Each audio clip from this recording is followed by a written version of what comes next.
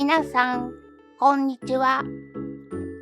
ハンドメイド作家のみーたまです。今回の動画は、可憐でレトロなチェコドロップフラワーのピアス、またはイヤリングを制作いたします。アフレコで韓国史についてお話をしております。よかったら最後までご視聴いただけると嬉しいです。前回の動画では韓国歴史ドラマのトンイについてお話をいたしました。朝鮮王朝三大悪女と呼ばれるヒビンチャン氏や厳しすぎる身分制度などについてお話をいたしました。続きをお話ししていきます。政治派閥についてスライドを作成しましたのでご覧ください。スクチョンの母と2番目の王妃はソインパに属していました。これに対する政治派閥はナミンパで、ナミンパはヒビンチャン氏を支持していました。この2つの派閥は激しく対立し、ソインパが敗北した際、2番目の王妃は廃位され、ヒビンチャン氏が王妃となりました。しかし、後に2番目の王妃が復位すると、今度はナミンパが敗北し、ソインパに再び権力が戻りました。その後、ナミンパが支持していたヒビンチャン氏が亡命によってどこを賜り、ナミンパの勢力は衰退しました。一方、ソインパの勢力がさらに強まった結果、内部で分裂が起こり、ノロンパとソロンパに分かれました。スクピンチェ氏とその息子であるヨンジョはノロンパに支持されていました。対するソロンパはヒビンチャン氏の息子であるヒョンジョンを支持していました。朝鮮王朝といえば戦争ではなく戦争が絶えなかったことで知られています。戦争とは政治的な争いのことです。どうして戦争が絶えなかったのか、その理由をいくつか挙げて考えてみましょう。一つ目、官僚のポジション争い。官僚になるには科挙試験という非常に難しい試験に合格しなければなりませんでした。しかし、官僚のポジションは限られていて、その少ない席をめぐって激しい争いが起きていました。二つ目、政治派閥と王族の関係。政治派閥が特定の王族を支持し、その人を王位につけようと争いました。王位につけたら派閥としても自分たちのおかげで王様になれたでしょという感じで影響力を持てるわけです。さらに王様の母であるヘビの力が強くなりすぎないように、ヘビとは別の派閥から王妃やセジャの妃を迎えることもありました。これが嫁姑問題だけでなく、派閥間の争いがさらに激しくなる原因となりました。3つ目、儒教の考え方の違い。朝鮮王朝の政治は儒教をベースにしていましたが、同じ儒教でも解釈や価値観の違いがありました。そのせいで派閥の中でも意見が割れてしまうことがあって、それが争いの火種となりました。4つ目、王権が弱い時期の問題。王様が幼かったり、次の王様をどうするかっていう後継者問題が出てくると、王権は弱くなります。そういう時期には派閥が権力を握ろうとして争いがさらに激しくなりました。5つ目、中国大陸など外部勢力の影響。明や清といった中国大陸の影響は非常に大きいものでした。大国の意向に従おうとする派閥と、朝鮮王朝独自のやり方を守りたい派閥の間で意見が対立し、その結果、争いがさらに深刻化しました。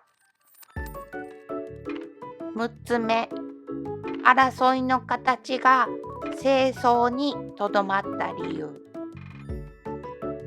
どうして戦争ではなく政争が行われていたかというと、儒教の影響が大きいです。儒教は調和や秩序を重視するので、武力ではなく話し合いや策略で解決しようとする文化がありました。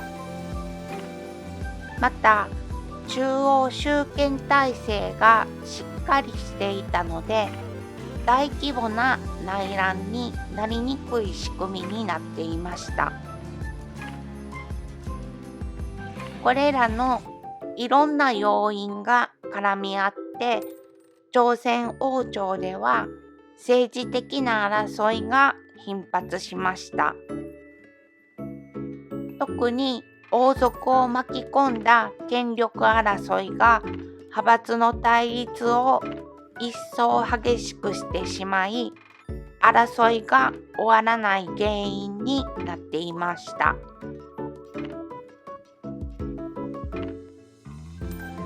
スクピンチェ氏が王宮の外にお引っ越しした後の王宮内のことについてお話ししましょう。ただ、その前にドラマ「トンイ」が大好きな方には少し残念なお話となってしまうかもしれません。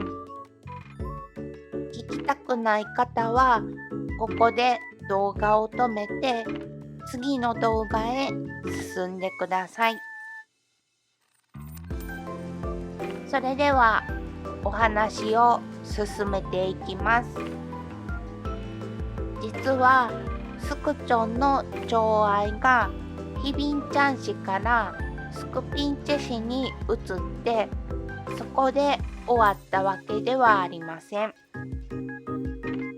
スクチョンには他に4人の高級の女性がおり、そのうちの1人であるミョンビンパク氏がスクチョンの末っ子となる王子を産みました。この王子は後の四女にとって5歳年下の弟です。スクチョンはこの末っ子を非常に溺愛しており、四女もまた弟を可愛がっていたようです。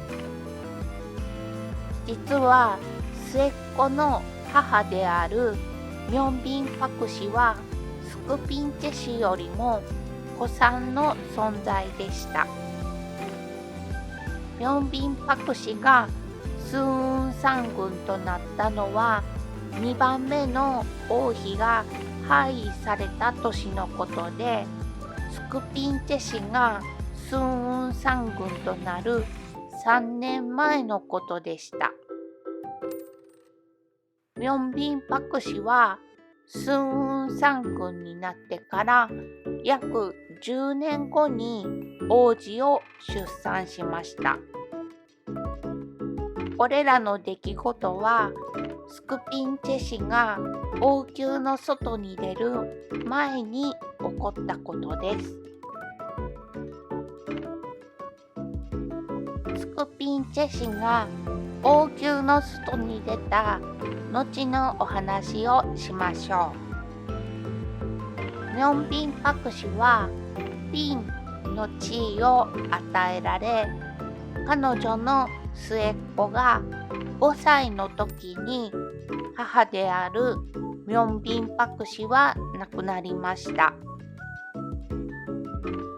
幼くして母を亡くしたため、スクチョンはこの末っ子を大変可愛がったようです。しかし王子は父であるスクチョンよりも早く20歳の若さで亡くなってしまいます。スクチョンもその1年後に亡くなりました。スクチョンにはスクピンチェ氏以外にも寵愛する女性がいたのですね。なんだか少しがっかりしました。そりゃあそうですよね。王様ですからね。後継者を残さねばなりませんからね。そりゃあそうですよね。スクピンチェ氏をただ一途に愛していたと勝手に想像しちゃってました。史実のスクピンチェ氏は口数が少なくおとなしい女性だったようです。ドラマのイメージとは随分異なります。